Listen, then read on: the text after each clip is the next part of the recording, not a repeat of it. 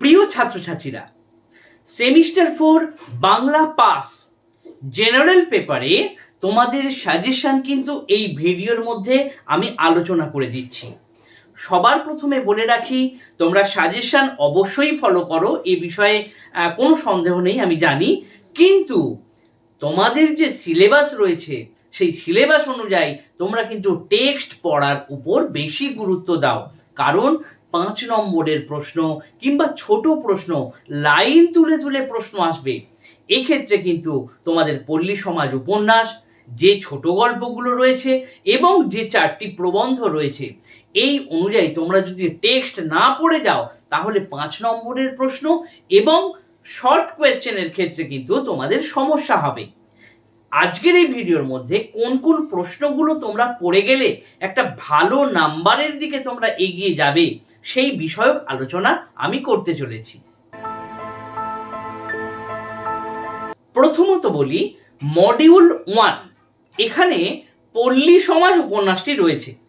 এই পল্লী সমাজ উপন্যাস থেকে 5 নম্বরের প্রশ্ন, সেগুলো কিন্তু লাইন তুলে আসার সম্ভাবনা অত্যন্ত বেশি।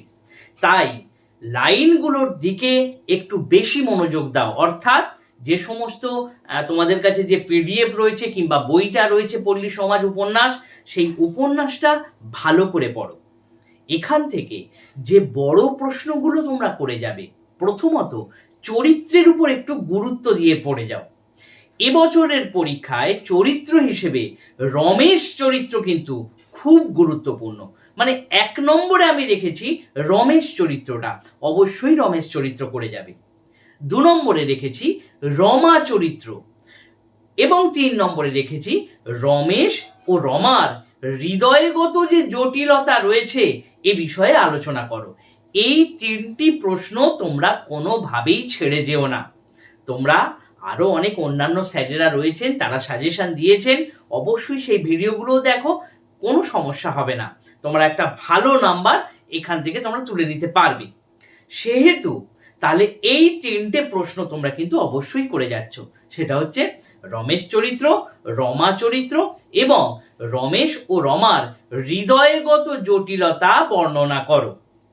এছাড়া এই প্রশ্নগুলির পাশাপাশি তোমাকে আরেকটি প্রশ্ন করে যেতে হবে, সেটা হলো পিতৃ শ্রাদ্ধের দিন রমেশের বাড়িতে যে এক বিশ্রী পরিস্থিতি তৈরি হয়েছিল, বা রমেশের পিতার পিতৃ শ্রাদ্ধের দিন যে দলাদলি বিষয়টা কিংবা একে অন্যকে গালাগালি করার যে বিষয়টা লক্ষ্য করা গিয়েছে, সেই ঘটনাটি তুলে ধরো। পিতৃ শ্রাদ্ধের দিন যে ঘটনাগুলি ঘটেছিল সেই ঘটনাগুলি উল্লেখ করো।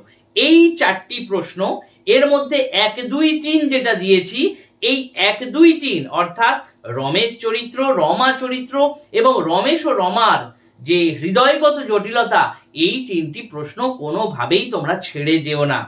এখান থেকে 5 নম্বরের 2টি প্রশ্ন তোমরা করে যাবে। একটি হচ্ছে বেনি ঘোষাল চরিত্র এবং অপরটি হলো গোবিন্দ গাঙ্গুলি চরিত্র। এই দুটো 5 নম্বর অবশ্যই করে যাবে।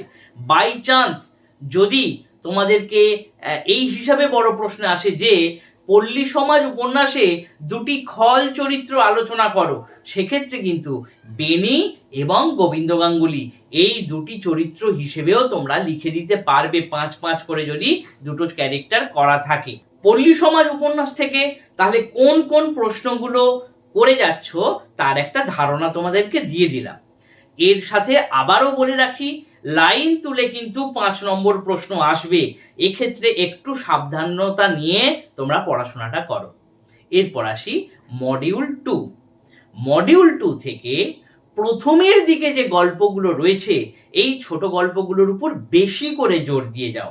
অর্থাৎ এর মধ্যে প্রথম যে 3টি গল্প রয়েছে, এই 3টি গল্পের মধ্যে থেকে একটি আসবে। গতবারে হারানের নাচ জামাই এসে গেছে, তাহলে হারানের নাচ জামাই থেকে এবছরে বড় প্রশ্ন আসার কোনো সম্ভাবনা নেই।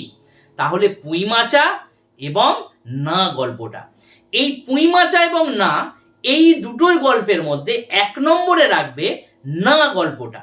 না গল্প থেকে তোমাদেরকে কিন্তু 3টি প্রশ্ন অবশ্যই করে যেতে হবে। প্রথম প্রশ্ন, ব্রজরানী ক্যারেক্টার অর্থাৎ ব্রজরানী চরিত্রের আলোচনা করো। এই প্রশ্নটা, এটা না গল্প থেকে।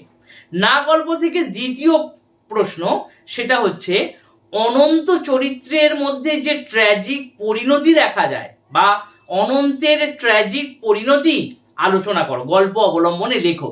এই প্রশ্নটা আসতে পারে। এবং তার পাশাপাশি না গল্পের নামকরণের সার্থকতা, এই তিনটে প্রশ্ন কিন্তু না গল্প থেকে তোমরা ছেড়ে যেও না। এর সাথে সাথে পুঁই মাচা বলে যে গল্পটি রয়েছে, এই পুঁই মাচা গল্প থেকে খেন্তি চরিত্র অত্যন্ত গুরুত্বপূর্ণ, কিংবা খেন্তির অন্তিম পরিণতি কি হয়েছিল, এই প্রশ্নটা ভালো করে করে যাও। এবং ছোট গল্প হিসেবে পুঁই মাচা গল্পটির সার্থকতা আলোচনা করো। এই যে 5টা প্রশ্ন বললাম, এই 5টা প্রশ্নের মধ্যে প্রথম 4টে প্রশ্ন অবশ্যই করে যাবে, অর্থাৎ না গল্পের 3টি প্রশ্ন, এটা একদম ছেড়ে যেও না।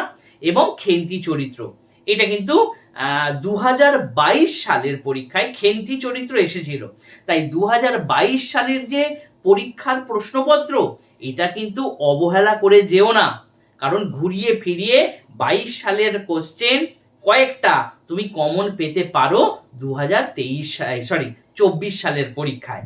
এই বিষয়টা বোঝাতে পারলাম। এরপর আসি মডিউল 3। মডিউল 3তে আমরা দেখছি রবীন্দ্রনাথ ঠাকুরের 4টি প্রবন্ধ রয়েছে। এই প্রবন্ধের মধ্যে 2টো প্রবন্ধ থেকে গতবারে প্রশ্ন এসেছে, অর্থাৎ শিক্ষার মিলন থেকে এসেছে এবং মেঘদূত, এখান থেকে 2টি বড় প্রশ্ন এসেছে। তাহলে বাকি যে 2টো প্রশ্ন রয়েছে, পূর্ব পশ্চিম এবং কেকাধ্বনি, এই 2টো থেকে, পূর্ব পশ্চিম এবং কেকাধ্বনি, এই 2টো প্রবন্ধ থেকে এবছর বড় প্রশ্ন আসবে। সেক্ষেত্রে যে কোনো একটা প্রবন্ধ একদম পুরো জলের মতো বড় প্রশ্নের জন্য করে যাও। কেকাধ্বনিটা করে যাওয়াটা বেটার হবে। কেকাধ্বনিটা ভালো করে করে যাও বড় প্রশ্নের জন্য। এবং বাকি যে প্রশ্নগুলো রয়েছে, সেই প্রবন্ধগুলো রয়েছে, এই প্রবন্ধগুলো থেকে তোমরা 5 নম্বরের জন্য করে যেতে পারো। প্রথমত পূর্ব পশ্চিম, এই প্রবন্ধটা থেকে বলি যে পূর্ব পশ্চিম প্রবন্ধে রবীন্দ্রনাথ পূর্ব পশ্চিমের যে মিলনের কথাটা বলেছে, এ বিষয়ে আলোচনা করো। এই প্রশ্নটা অবশ্যই করে যাও। এবং কেকাধ্বনি থেকে করে যাও যে কেকা রব কর্কশ হওয়া সত্ত্বেও সাহিত্যে সেই কেকাধ্বনি স্থান পেয়েছে। কিভাবে স্থান পেয়েছে, কেন স্থান পেয়েছে, এর যে আলোচনাটা, এই আলোচনাটা কিন্তু তোমরা একটু ভালো করে দেখে যাও। এই 2টো থেকে এই 2টো প্রশ্ন ভালো করে দেখে গেলে এখান থেকে তোমরা একটা ভালো নম্বর পেয়ে যাবে বা কমন তোমরা পেয়ে যাবে। বাকি যে 2টো, মেঘদূত এবং শিক্ষার মিলন, এই 2টো থেকে যে কোনো একটা ভালো করে 5 নম্বরের জন্য করে যাও। বিষয়টা বোঝাতে পারছি? 5 নম্বরের জন্য কিন্তু লাইন তুলে প্রশ্ন আসবে। এই লাইন তুলে প্রশ্নের জন্য তোমরা মেঘদূত করে যেতে পারো।